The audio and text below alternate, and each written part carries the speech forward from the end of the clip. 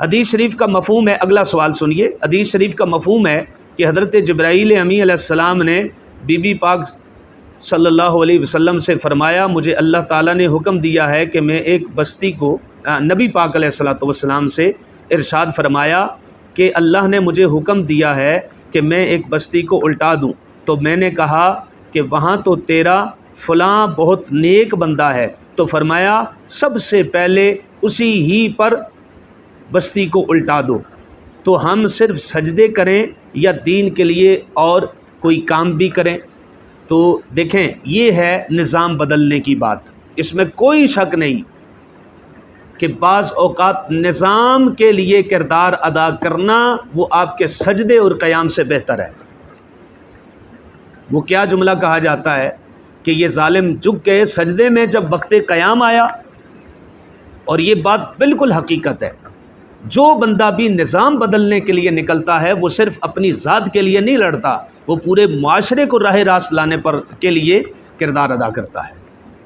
اور یہ اس کا مجاہدانہ کردار ہے۔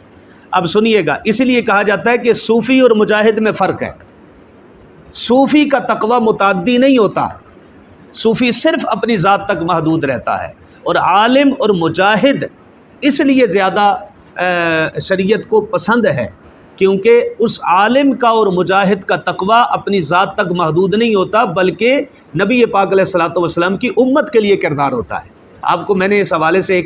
ایک آیت مقدسہ کا شان نزول بھی بتایا تھا کہ جب حضرت علی کرم اللہ تعالی وجہ الکریم کے ساتھ دو صحابہ بیٹھے ہوئے تھے تو انہوں نے آپس میں کہا انا صاحب البیت مفتاحہ بیدی، اللہ نے مجھے کعبے کا متولی بنایا اور میں بڑا اس بات پر فخر کرتا ہوں کہ میں کعبے کی چابیاں میرے پاس ہیں، کعبے کا متولی ہوں، یہ بھی بڑی شان ہے۔ پھر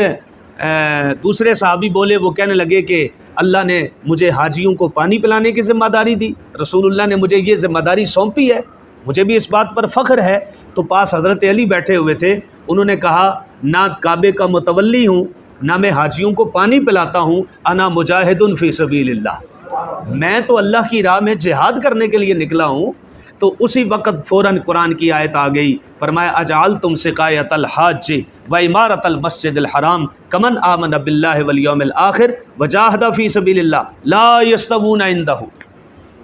فرمایا کہ حاجیوں کو پانی پلانے والے اور کعبے کے متولی بننے والے ان کے برابر نہیں ہو سکتے جو مجاہد فی سبیل اللہ ہے، اس لیے کہ مجاہد پوری قوم کا قبلہ درست کرنے کے لیے لڑتا ہے۔ تو اس بات میں کوئی شک نہیں کہ کوئی بندہ نظام کے لیے، لیکن انفرادی طور پر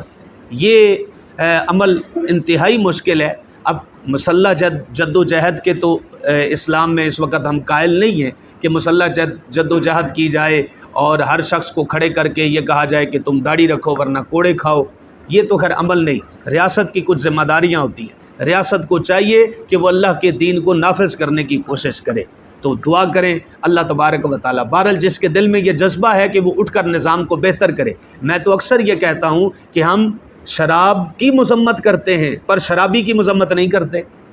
بہت سارے علماء کو بھی آپ نے دیکھا ہوگا، زندگی ساری انہوں نے گناہ کبیرہ کی مذمت کی پر گناہ کبیرہ کرنے والوں کی مذمت نہیں کی جس سے نظام بہتر ہونا تھا۔ ہم شراب کی مذمت کرتے ہیں پر شرابی کی مذمت نہیں کرتے، ہم جوئے کی مذمت کرتے ہیں پر جواری کی مذمت نہیں کرتے، ہم کرپشن کی مذمت کرتے ہیں پر کرپٹ لوگوں کو انڈیکیٹ نہیں کرتے، ان کا تعین نہیں کرتے، جس سے نظام کے اندر خرابی پیدا ہوتی ہے۔ بعض اوقات کہا یہ جاتا ہے کہ کچھ لوگوں کے گناہ کرنے سے اتنا نقصان نہیں پہنچتا جتنا کسی کے گناہ پر خاموشی سے نقصان پہنچتا ہے کہ اس کا گناہ پوری قوم کے لیے بربادی کا سبب ہے۔ تو اللہ تعالی ہم سب کے دلوں میں یہ جذبہ پیدا کرے اور قیام کے وقت ہمیں قیام کی توفیق دے اور سجدے کے وقت سجدے کی توفیق۔